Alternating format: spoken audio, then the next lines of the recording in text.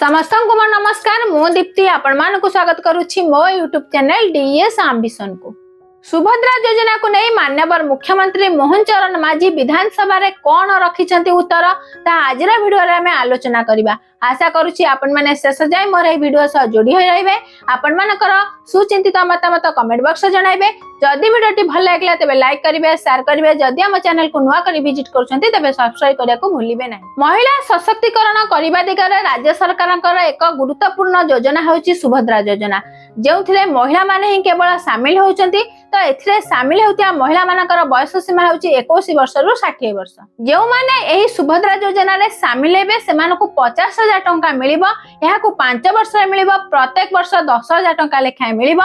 एहाकु दुईटी किस्त रे मिलिबो। प्रथम किस्त होछि राखी पूर्णमी, द्वितीय किस्त होछि मार्च 8 अंतर्राष्ट्रीय महिला दिवस। सुभद्रा योजना रे जेउ माने योग्य हिताधिकारी सेमानक पई राज्य सरकारक तरफरु एक स्वतंत्र फॉर्म डेवलप करा जायछि।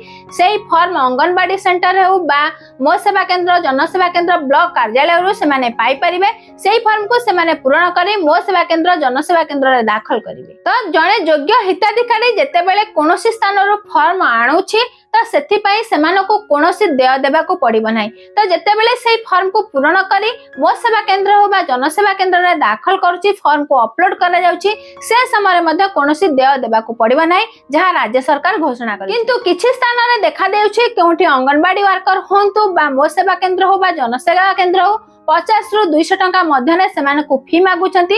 तो सेथि लागि दृढ़ कार्यानुष्ठान मध्ये सेमानक विरुद्ध रे निया जाइछि। जेउ स्थान रे एपरि किछि अभियोग आसुथिला तो सेही स्थान रे 14678 को लोक माने कॉल करी जणाउथिले, जहा द्वारा कि सेही स्थान रे कार्यरत कलेक्टर माने सेमानक ऊपर एक्शन नेउथिले। किंतु आज माननीय मुख्यमंत्री घोषणा करिसंती जे जदि एपरि किछि अभियोग रहिछि तो निश्चित भावे निकटस्थ थाना रे सेमानक ना रे एतला देई परिबे।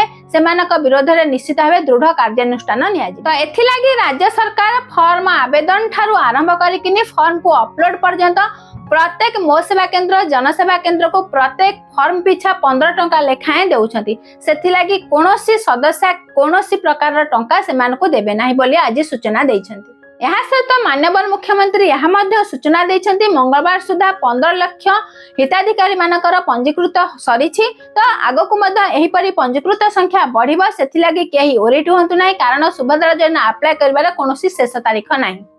जदि आपण माने कोनोसी ठकामीर शिकार हेउछंती तो निश्चित भावे 14678 रे आपण माने कॉल करी जणाई परिबे। या सहित प्रमाण सह आपण निश्चित भावे थाना रे मध्ये लिखित अभियोग जणाई परिबे। तो एही परि आगको सुभद्रा योजना संबंध रे नुवा नुवा अपडेट जानिबा लागि निश्चित भावे आम चैनल डीएस एम्बिशन सह जोड़ी होई रहंतु। समस्त को मो तरफरु आम चैनल तरफरु बहुत बहुत धन्यवाद।